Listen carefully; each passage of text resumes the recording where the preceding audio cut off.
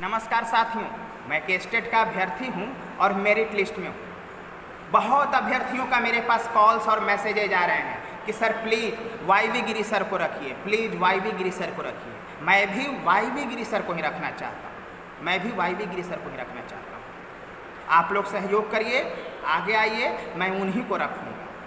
पिछली बार भी जब अपने केस कर रहे थे आलोक श्रीवास्तव सर, तो मैंने रखा था मांग कि वाईवी गिरी सर को रखा जाए, लेकिन खैर आलोक श्रीवास्तव सर के कुछ मजबूरी रही होगी, कुछ फंड का प्रॉब्लम हुआ होगा या कोई और समस्या होगा जिस वजह से उन्होंने पीके शाही सर को हायर किया।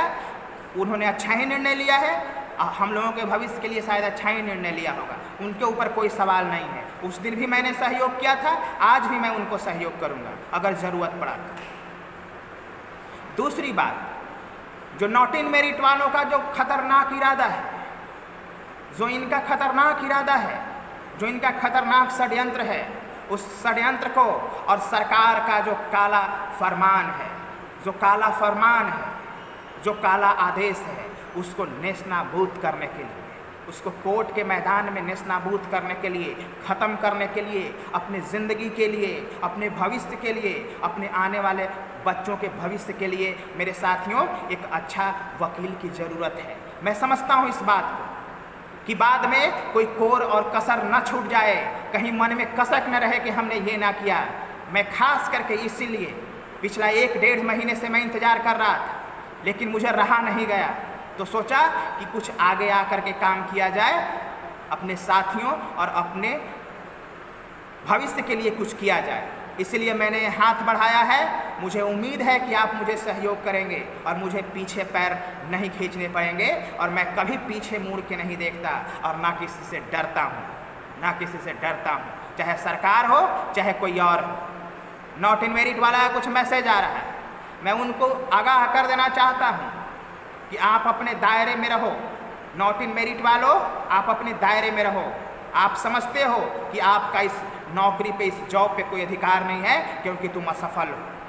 तुम विज्ञापन को पालन करना नहीं चाहते, तुम विज्ञापन का पालन नहीं करना चाहते।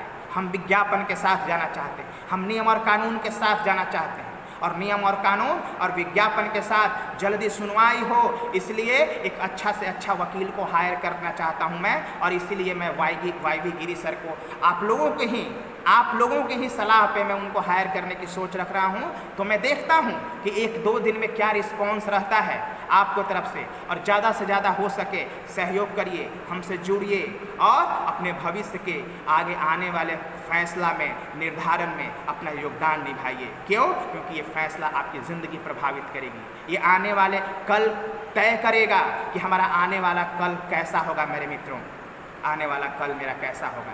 इसलिए वाईवी गिरी सर को मैं रखने की सोच रहा हूँ। आप लोग आगे आकर के ज़्यादा से ज़्यादा सहयोग करें।